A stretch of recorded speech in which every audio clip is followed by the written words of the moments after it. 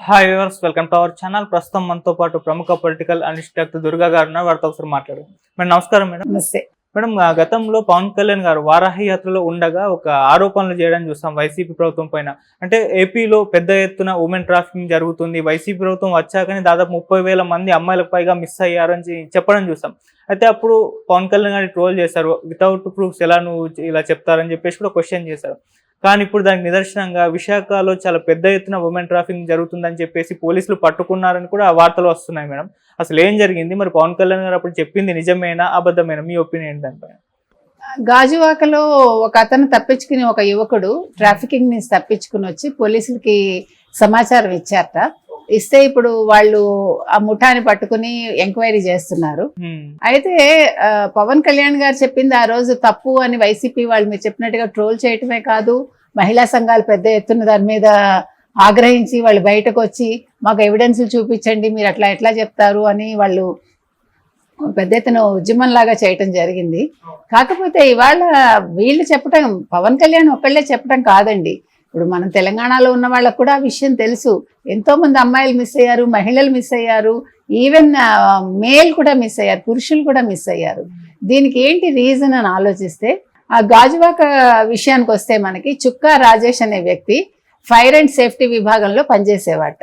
అతను అక్కడ ఆ అనుభవంతో వైజాగ్ వచ్చి కొంతమందిని, అంటే వాళ్ళకి ఫైర్ అండ్ సేఫ్టీలో ఎవరికైనా ట్రైనింగ్ అయ్యి ఉంటే, అయితే ఇతను ఫైర్ సేఫ్టీ ఉద్యోగాలు వాటిని కల్పించేవాడు. అతను అలా కల్పిస్తున్న నేపథ్యంలో ఇతని దగ్గర సంతోష్ అనే వ్యక్తి వచ్చి, నువ్వు 90,000 తీసుకో, నీకు 20,000 కమిషన్ ఇస్తాను నేను, మనం ఏం చేస్తామంటే కంబోడియాకి పంపిద్దాము వీళ్ళని, కంబోడియాలో వీళ్ళని పంపించినప్పుడు వాళ్ళు ఏం చేస్తారంటే వీళ్ళని సైబర్ క్రైమ్స్కి వాడుకుంటారు, నువ్వు ఆ విషయం ఎక్కడా చెప్పకు అని అంటే, ఇతను సరే అని అతనితో చేతులు కలిపాడు. చేతులు కలిపాక ఇతనికి మళ్ళీ ఆర్య హబీబ్ అని ఇద్దరు మళ్ళా వచ్చి, మేము నీకు 1,50,000 ఇస్తాము, వాళ్ళని సైబర్ క్రైమ్కే కాకుండా చైనా వాళ్ళు తీసుకుని వాళ్ళు వేరే రకంగా వాడుకుంటారు, నువ్వేం మాట్లాడద్దు, నీకు ఇంకా ఎక్కువ కమిషన్ ఇస్తామన్నా. సో వీళ్ళ నలుగురు కలిపి చేస్తున్నారనమాట.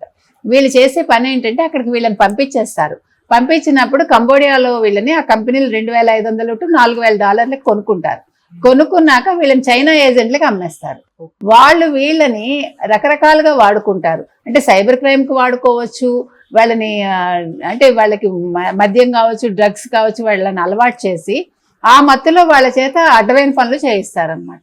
సో ఇది చాలా పెద్ద నేరం. సో ఇది నిజంగా ఒక అదృష్టం ఏంటంటే ఆ పిల్లాడు అలా తప్పించుకుని రాగలగడం అనేది చాలా పెద్ద విషయం.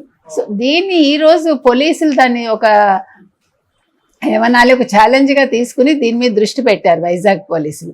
అయితే ఇది వైజాగ్లో మాత్రమే జరుగుతోందా అనే ఒక సందేహం మనకి. ఎందుకంటే ఆంధ్ర రాష్ట్రంలో ఎక్కడైనా జరగచ్చు, ఒక జిల్లాలో కాదు కదా, మొత్తం 33 జిల్లాల్లో ఇలా ఎన్ని జరుగుతున్నాయో, ఎంతమంది మిస్ అయ్యారో. సో ఇతను ఎవరు, జగన్మోహన్ రెడ్డి వీళ్ళు పవన్ కళ్యాణ్ తప్పుపట్టారు, కానీ పవన్ కళ్యాణ్ చెప్పింది అక్షర సత్యం అన్నమాట. ఎందుకంటే ఆయన ఆ రోజు వారాహి యాత్రలో చెప్పిన దానికి వీళ్ళందరూ పెద్ద ఇదైపోయి, మీరంతా ఎలా చెప్తారు అలాగా, వైసీపీ ప్రభుత్వం అలాంటివి చేయదు, వాలంటీర్లు చాలా మంచి వాళ్ళు, వాలంటీర్లు అలాంటివి చేయరు అంటే, మీకు ఎప్పుడైతే మన వివరాలు, మన వ్యక్తిగత వివరాలు వాలంటీర్ల చేతిలోకి వెళ్తాయో, వాలంటీర్లను ఎంతసేపు అండి వలేసి పట్టుకుంటారు కావాల్సిన వాళ్ళు. ఇప్పుడు ఒక చిన్న ఉద్యోగం చేసే వ్యక్తికి నీకు 10,000 ఇస్తాను సమాచారం ఇవ్వంటే ఇవ్వడా? మనుషులు అందరూ కూడా నిజాయితీగా ఉండాలని లేదు, ఆశ పడతారు, ప్రలోభాలకు లోనవుతారు. సో ఆ విధంగా ఎంతమంది పర్సనల్ డేటాలు వెళ్ళిపోయాయో. పవన్ కళ్యాణ్ గారు చెప్పింది 100కి 100 నిజమని మనకి ఇప్పుడు రుజువు అవుతోంది. సో ఈ విషయంలో ఈరోజు మరి వైసీపీ ప్రభుత్వం ఏం మాట్లాడుతుంది?